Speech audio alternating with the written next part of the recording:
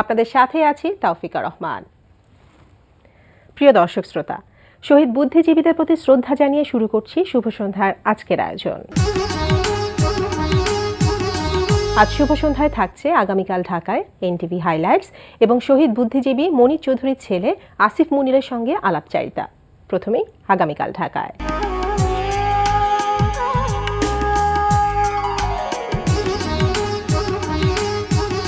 আগামীকাল ঢাকায় শুরুতেই জানিয়ে দিচ্ছি একক অভিনয় উৎসবের সময়সূচি।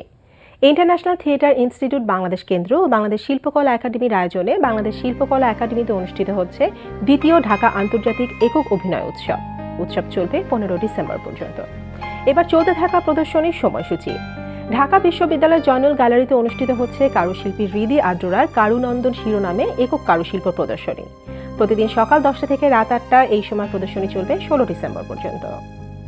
রাজধানীর আগারগাঁওয়ের স্থপতি ইনস্টিটিউটের আইবিএস সেন্টারে প্রদর্শিত হচ্ছে ভাস্কর হামিদুজ্জামান খানের ভাস্কর্য প্রদর্শনী।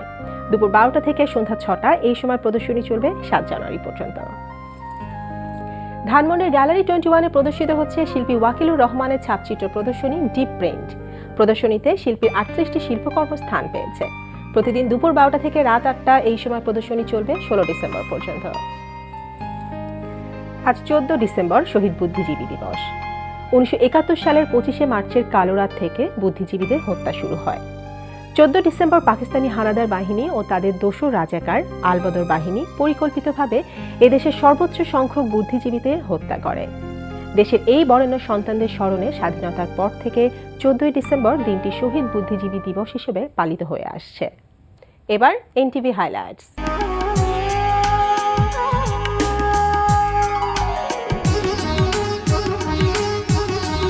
এবার জেনে নিন কি কি থাকছে এনটিভি রাতের অনুষ্ঠানমালায়। সন্ধ্যা 6:45 থাকছে কাজী মোহাম্মদ মোস্তফার প্রযোজনায় শিশু কিশোরদের ম্যাগাজিন অনুষ্ঠান আমরা সবাই রাজা।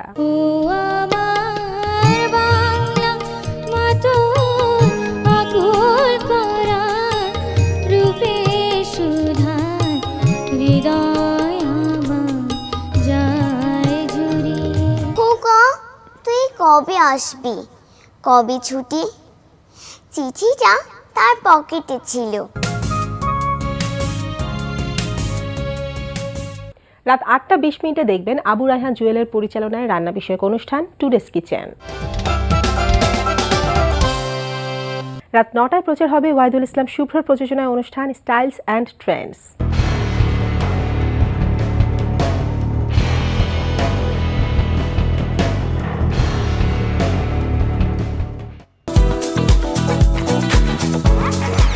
রাত 9:40 প্রচার হবে গোলাম সোহরাব দদুলের পরিচালনায় ধারাবাহিক নাটক সংসার।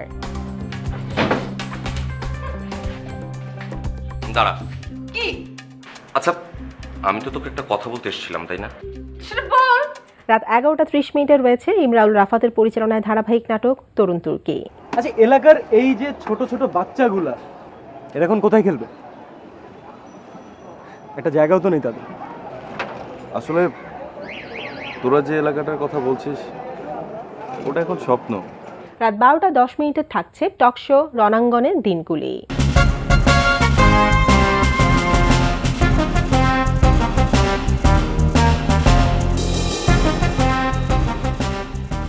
এই ছিল এনটিভি রাতের অনুষ্ঠানমালার সময়সূচি। এবার আলাপচারিতা।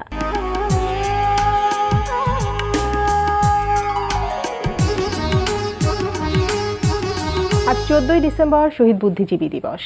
প্রিয় দর্শক, আমাদের আজকের অতিথি শহীদ বুদ্ধিজীবী মনির চৌধুরীর ছেলে আসিফ মুনির। চলুন কথা বলি তার সঙ্গে। শুভ সন্ধ্যা। শুভ সন্ধ্যা। কেমন আছেন? আছি, ভালো আছি। তো আজকে তো বুদ্ধিজীবী দিবস। আজকের দিনের তাৎপর্য তো আমরা মোটামুটি সবাই জানি। তো আজকের দিনের প্রেক্ষাপটটা দিয়েই আমি একটু শুরু করতে চাচ্ছি যে আপনার কাছ থেকে তো শুনতে চাচ্ছি যে আজকের দিনের তাৎপর্যটা কি। আসলে প্রেক্ষাপটটা এবং তাৎপর্যটা অনেকে তো জানে, তারপরেও জানে না অনেকে। এরকম বিশেষ করে নতুন প্রজন্ম হয়তো স্পষ্ট নয়, আবার বিভিন্ন সময় ইচ্ছাকৃতভাবে হোক অনিচ্ছাকৃতভাবে হোক বিভ্রান্তিও সৃষ্টি করা হয়েছে। সেই জন্য এটা বারবার বলারও দরকার আছে। আচ্ছা, তাৎপর্যটা এরকম যে যখন যুদ্ধের শেষ লগ্নে মিত্রবাহিনী সহ মুক্তিযোদ্ধারা প্রায় দেশ স্বাধীন করে নিয়ে এসেছে এবং সবাই ভাবছে যে দেশ স্বাধীন হয়ে যাবে, এরকম একটা ক্রান্তি লগ্নে পাকিস্তান বাহিনী চিন্তা করলো যে এই দেশটাকে কি করে অন্তত একটা চূড়ান্ত আঘাত হানা যায়। আমরা তো যুদ্ধে পরাজয় বরণ করছি, তো তো আগে থেকে একটা তালিকা তৈরি করা ছিল আচ্ছা। যাদেরকে একটা হিট লিস্টের মতো। হ্যাঁ হ্যাঁ। তার মধ্যে আমার বাবা সহ অনেক বুদ্ধিজীবীর নাম ছিল, এবং এইটি প্রক্রিয়াটি শুরু হয় এই পর্যায়ে 10ই ডিসেম্বর থেকে। ঢাকা শহরে এবং অন্যত্র তখন অন্য শহরগুলোতে কারফিউ চলছিল, এবং এই কারফিউর মধ্যে গাড়িতে করে বিভিন্ন জায়গা থেকে, বিভিন্ন এলাকা থেকে বুদ্ধিজীবীদের উঠিয়ে নেওয়া হয়, আচ্ছা। ধরে নিয়ে যাওয়া হয়, এবং এই 14 থেকে 16 তারিখের মধ্যে তাদেরকে নির্মমভাবে হত্যা করা হয়। আচ্ছা তো আমার বাবার মৃতদেহ আমরা আর পাইনি খুঁজে, এরকম আরো অনেক শহীদ আছে যাদের পাওয়া যায়নি, আমরা নিখোঁজ হিসাবেই ধরে নিয়েছিলাম। জি। পরে একটা সময় আমরা মেনে নিয়েছি যে তারা আর কখনো ফিরে আসবেন না। আচ্ছা আচ্ছা। তো এই যে তখন আমাদের দেশে যত মেধা ছিল খুঁজে খুঁজে খুঁজে খুঁজে তাদেরকে কিন্তু শেষ করে দেওয়া হয়েছিল, একটা লিস্ট তখন করা হয়েছিল আপনি বলেন, এবং সেই ক্ষয়ক্ষতি বলা যায় আমরা কিন্তু এখনো বয়ে বেড়াচ্ছি, এটা নিয়ে আপনি কি বলবেন? হ্যাঁ অবশ্যই, কারণ মানে আমরা যদি চিন্তা করি যে আমরা তো আরেকজন জহির রায়হান, শহীদুল্লাহ কায়সার, মুনির চৌধুরী, সিরাজউদ্দিন হোসেন, এরকম আরো যারা বুদ্ধিজীবী, আলিম চৌধুরী, আর তো আর খুঁজে পাইনি, না, অবশ্যই দ্বিতীয় ব্যক্তি আর আসেননি, কাজে তারা অদ্বিতীয় ছিলেন। এবং সেই জায়গা থেকে তারা একদিক থেকে সফল হয়েছে যে এখন পর্যন্ত, এবং এটা আসলে আমি নিজে মনে করি যে যেই বুদ্ধিজীবীরা এখন রয়েছেন তারা যতটা ভূমিকা তাদের রাখা উচিত ছিল তারা ততটা রাখতে পারছেন বা পেরেছেন বলে আমি মনে করি না। হয়তো আমার বাবারা থাকলে আর একটু কিছু ভালো পাওয়া যেত। তারপর আমরা একটা দেশ পেয়েছি, সেখানে কিছুটা হলেও আমরা মুক্তিযুদ্ধের চেতনাকে প্রতিষ্ঠা করতে পেরেছি, আংশিক হলেও। আচ্ছা, তো তখন আপনার বয়স কতটুকু ছিল? আমি খুবই ছোট তখন, আমার 4 বছর বয়স ছিল 71-এ। আচ্ছা, তাহলে বাবা থেকে তখন থেকে তো আপনি বাবাকে হারিয়েছেন, এখনো তো বাবাকে মিস করে থাকেন, কোন কোন পর্যায়ে কি মনে হয় যে বাবা থাকলে হয়তো আমার এই জিনিসটা হতো? মিস তো জিনিসটা করেই থাকেন, তো সেক্ষেত্রে মিস করার ব্যাপারটা তো আছেই, কিন্তু সেটা হচ্ছে ছোটবেলায় একরকম থাকে, বড় হলে আরেক রকম হয়। ছোটবেলায় ছিল, তবে এটা আমি ছোটবেলাতে রিসেন্টলি শুনেছি, সেই জন্য রিসেন্টলি আমি বিভিন্ন জায়গায় এটা বলছি। আমার মা বলেছেন যে 71 সালে 4 বছরের শিশু আমি কিন্তু কাঁদিনি, এবং আমি কাউকে কোনো কিছু জিজ্ঞাসা করিনি যে আমার বাবা কই আসছে না কেন। তখন তো আপনার বোঝার ক্ষমতাটাও ছিল না। 4 বছর বয়সে কিন্তু আমি এটুকু বুঝি যে আমার বাবা আশেপাশে নেই, রাতে ফিরছে না, একদিন ফিরছেন না, 2 দিন ফিরছেন না, 3 দিন ফিরছেন না, 1 সপ্তাহ ফিরছেন না। এই না ফেরার সময় আমি নাকি একবারও জানতে চাইনি যে আমার বাবা কই, এবং আমি কাঁদিনি, এবং এটা আমার মা নোটিস করেছিলেন। কাজে আমি অতটা অবুঝ ছিলাম না যে আমার বাবা নেই, আমি আমার মতো খেলাধুলা করছি, তা কিন্তু না।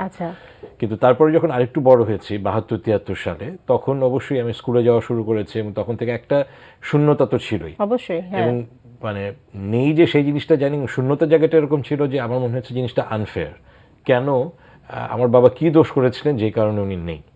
আর বড় হয়ে যেটা হয়েছে সেটা মিস করাটাকে অন্যভাবে, এটা মানে ক্ষতটা একটা শক্তিতে পরিণত হয়েছে পরে, যে তার অনুপ্রেরণায় আমি একসময় নাট্যকর্মের সাথে যুক্ত হয়েছি, মঞ্চ নাটকের সাথে কাজ করেছি কিছুটা, এখনো পেশাগত কারণে সবসময় পারি না, কিন্তু ইচ্ছে আছে, লেখালেখি করার ইচ্ছে আছে, এবং আমার বাবার নাটকগুলোকে আমি মঞ্চায়ন করার চেষ্টা করেছি বিভিন্ন সময়, ভবিষ্যতেও আরো করব। কাজে কিছুটা হলো বাবার পদাঙ্ক অনুসরণ, অবশ্যই তার প্রতিভার কাছাকাছি আমি নেই, কিন্তু একটু পদাঙ্ক অনুসরণের চেষ্টা করছি বা করব। সেটা ওই মিস করার জায়গাটাকে আমি অন্য জায়গায়, এটা আমরা অনেকেই করেছি, এটা বলতে পারেন একটা কোপিং মেকানিজম মানুষের, কারণ আমরা যারা বড় হয়েছি যেভাবে, এবং অনেকে কিন্তু অনেক ক্ষত নিয়ে বড় হয়েছে, এখনো ক্ষতগুলো আছে।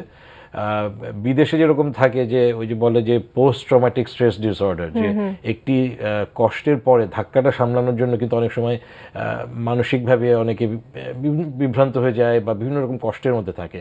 আমাদের কিন্তু 71-এর পরে সেই জায়গাটা ছিল না, যে আমরা কোনো না কোনোভাবে আমাদের মানসিকভাবে আস্তে আস্তে ভালো হয়ে ওঠার জায়গা, একজন আরেকজনকে পরিবারের মধ্যেই কিছুটা হয়তো সহায়তা দেওয়ার চেষ্টা করেছে, কিন্তু সবাই ঠিক মতো সেটা পেরে ওঠেনি। আলটিমেটলি যার যার নিজের মতো করেই কিন্তু একটা জায়গা তৈরি করে নিতে হচ্ছে যে আমি কি করে স্বাভাবিক জীবনে আবার ফিরে আসবো এবং স্বাভাবিক জীবন হিসেবে কাটিয়ে, কারণ যে ক্ষতিটা হয়ে গিয়েছে সেটা তো কিছু করার নেই, আর সেটা তো ভরপুর করারও কোনো ওয়ে নেই। আচ্ছা, তো আমরা শুনেছি যে আজকে আপনার বাবা মুনির চৌধুরীর জীবনে নিয়ে একটা নাটক হওয়ার কথা, সেটা মঞ্চ নাটক, সেটা সন্ধ্যায় হওয়ার কথা।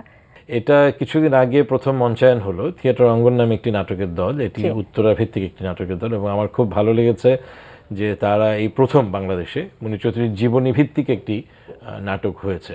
এবং আমি নিজে যেহেতু নাট্যকর্মের সাথে যুক্ত, আমি ওটা নাটকের যিনি নাট্যকার এবং নির্দেশক তাদেরকে বলেছি যে এটার কাজটি আরেকটু ভালো হতে পারত, তবে উদ্যোগটি অবশ্যই প্রশংসনীয়।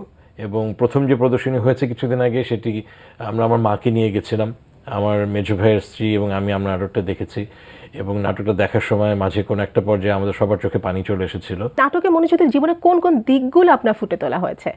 এটা ওনারা 2-3টা জায়গায়, কারণ একটা মানে উনি তো যখন ওনাকে ধরে নিয়ে যাওয়া হয় ওনার বয়স 46 বছর বয়স, কিন্তু ওই সময়ের মধ্যে উনি যা সৃষ্টি করেছেন বা যে কাজকর্মগুলো করেছেন, বহুধর প্রতিভার একটা মানুষ ছিলেন। কাজে তার সবকিছু একটা 1-1.5 ঘন্টার সময়ের মধ্যে সম্ভব না, কোথায় 1 ঘন্টা 20 মিনিটের নাটক, আচ্ছা। তো ওইটার মধ্যে সবটা তুলে ধরা তো খুব কঠিন। অবশ্যই। তো ওনারা যেটা ধরেছেন যে কিছুটা ন্যারেটিভ ফর্মে গেছেন, বর্ণনাত্মকভাবে ওনার শৈশব কিশোর বেড়ে ওঠা এইটার একটা পর্যায়ে আছে। তারপরে একটা বড় পর্যায়ে ওনারা রেখেছেন আমার বাবা এবং আমার মার তাদের প্রেম কাহিনী। কারণ যেটা হচ্ছে যে একটা পর্যায়ে আমার বাবা যখন জেলে ছিলেন 52-53 সালে এবং তারপর আরো দুবার জেলে ছিলেন, ওই জেলে থাকাকালীন সময়গুলোতে, এবং এটা হচ্ছে আমার বাবা মার বিয়ের অল্প দিন সময় পরে, কাজী ওই তাদের যে বিরহ ব্যথা, এই সময়ে ওরা দুজনকে ডায়েরি লিখেছিলেন। আমার বাবা ডায়েরি লিখতেন জেলে বসেই, আমার মা লিখতেন যে পরে কোনো এক সময় যখন আবার দেখা হবে বা যখন আমার মা তাকে ভিজিট করতে যাবেন ওটা তারা দেবেন। এই দুটো ডায়েরি মিলে একটা বই প্রকাশিত হয়েছিল। এটা আমরা ফ্যামিলি পর্যায়ে কিছুদিন আগে 2-3 বছর আগে এটার উদ্যোগটা নিয়েছিলাম। তো ওই বইটার উপরে ভিত্তি করে ওইটার একটা অংশ আছে, যে মনিচৌধুরী জেলে বসে তার স্ত্রীকে লিখছেন, স্ত্রী এবার কষ্টে আছে স্বামীর কথা। এটা একটা কবর নাটকটা এসছে শুরুতে শেষের দিকে, এবং কবর নাটকটার অংশ বিশেষকে কিছুটা ওনার নিজের যে কবর হয়নি এই ব্যাপারটির সাথে মেলানো হয়েছে, এভাবে দেখানো হয়েছে জিনিসটা। উদ্যোগটা প্রশংসনীয় অবশ্যই। তো আপনি বলেন নাটকে হয়তো কিছু ভালো হতে পারতো, যে মিসিংটা ছিল সেটা কোথায় ছিল আপনার কাছে কি মনে হয়েছে? ওই যে ওনার বিভিন্ন দিকগুলো, যেমন মানে কবর ব্যাপারটি অবশ্যই কবর নাটকটি তার একটা মেজর সৃষ্টিকর্ম, কিন্তু তার তো শুধু আরো অনেক কিছু রয়েছে, রক্তাক্ত প্রান্তর আছে, বা ওনার জীবনের যেমন মানে রাজনৈতিক যে আদর্শ নিয়ে উনি কাজ করেছিলেন বা যে রাজনৈতিক আদর্শ ধারণ করতেন, যেটা কিছুটা ওনার লেখালেখির মধ্যে এসেছে। তারপরে ওনার শিক্ষকতার জায়গাটা যেমন একেবারেই আসেনি, উনি তো শিক্ষক অধ্যাপক ছিলেন, ঢাকা বিশ্ববিদ্যালয়ে শিক্ষকতা করেছেন, এবং মানে ওনার লেখালেখির বাইরের একটা বড় জায়গা ছিল যিনি ছাত্র পড়াতেন। এই ব্যাপারটা একেবারেই আসেনি ওখানে। আচ্ছা, এই যে আমরা তো এখন পর্যন্ত যারা তরুণ প্রজন্ম আছি, আমরা অনেক কিছুই জানতে পারছি তার কাজগুলো সম্পর্কেও, তবু তার যে আরো যে কাজগুলো আছে তরুণ প্রজন্ম যেন জানতে পারে সেই বিষয় নিয়ে, এটা করার জন্য কি আপনি নিজ থেকে কোনো কিছু করছেন? আমি মনে করি এই দায়িত্বটি রাষ্ট্রের বা তার যারা, আমি যেটা একটু শুরুতে বলছিলাম যে বুদ্ধিজীবীরা বা আমার বাবার যারা তখনকার সহচর ছিলেন বা ছাত্র ছিলেন বা ভক্তরা ছিলেন, তারা এখন কেউ বেঁচে আছেন, কেউ বেঁচে নেই, এবং তারা এখন অনেকেই প্রতিষ্ঠিত সিনিয়র বুদ্ধিজীবী। আমি কিন্তু তাদের খুব একটা কাজকর্ম দেখিনি। একজনের কথা যেটা আমরা যার কথা শ্রদ্ধা ভরে মানে মনে করি, যে তিনি আমাদের পারিবারিক বন্ধুর মতো এবং আমাদের পিতৃপ্রতিম, তিনি হচ্ছেন অধ্যাপক আনিসুজ্জামান। উনি আমার বাবার জীবনী লিখেছেন সংক্ষেপে, সেটা ইংরেজি ভার্সন কিছুদিন আগে বের হয়েছে।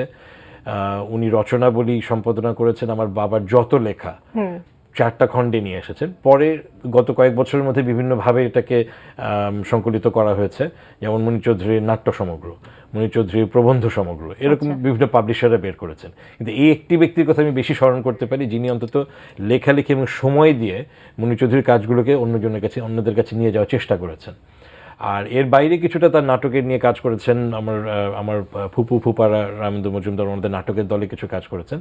কিন্তু তারপরেও আমার নিজের মনের মধ্যে কিছুটা ক্ষোভ আছে যে মানে বাবার ছেলে হিসেবে আমাকে কেন সবকিছু করতে হবে, তার যারা ভক্তরা ছিলেন তারা কিছু করলেন না কেন। তারপরেও আমার নিজের একটা প্ল্যান আছে, একটি হলো যে একটা ডকুমেন্টারি নিয়ে কাজ করা, ডকুমেন্টারি ফিল্ম।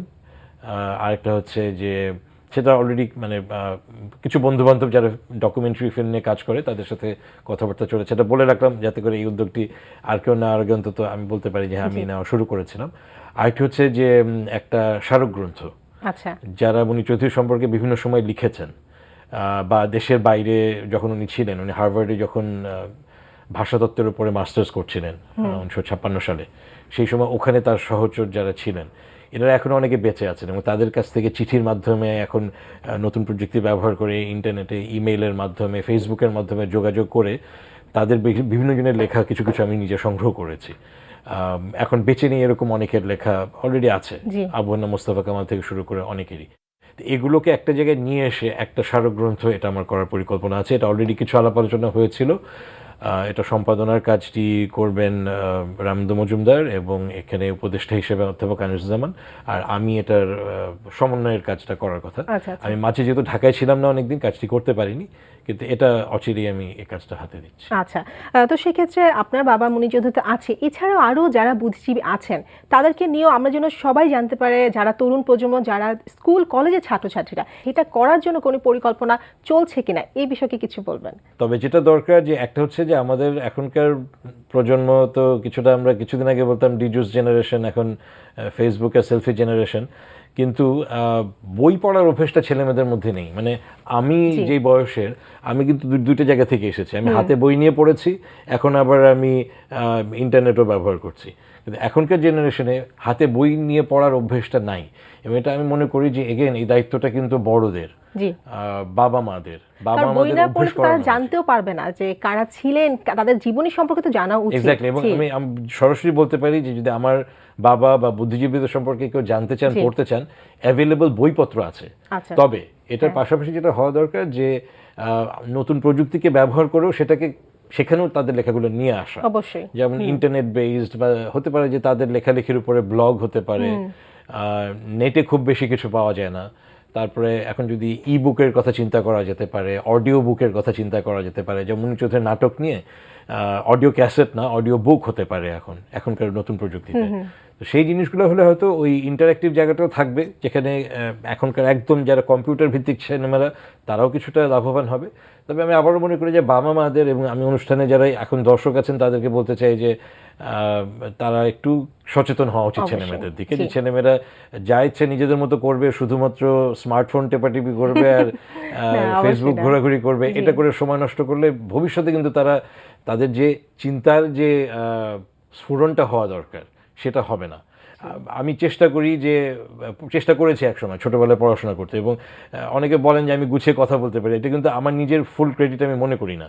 আমি মনে করি আমি ছোটবেলায় আমার যেই পরিবেশে থেকেছি, বড় হয়েছি, অভিভাবকদের দায়িত্বটাই বেশি। বইপত্র পড়েছি, উপন্যাস পড়েছি। হুমায়ুন আহমেদকে শ্রদ্ধা রেখেই বলছি, শুধু হুমায়ুন আহমেদের আর ইমদাদুল হক মিলনের উপন্যাস পড়লে সেটা সাহিত্য পড়া হলো না, বহু সাহিত্যিকের পড়ার তো শেষ নেই। জি, অবশ্যই। এবং সেই সাথে এই যে নাটকগুলো হচ্ছে, বিভিন্ন মঞ্চ সংগঠন আছে, বিভিন্ন শিল্পী গোষ্ঠী, দেখতে হবে, নাটক বানাতে হবে, তাহলেই সবাই জানতে পারবে।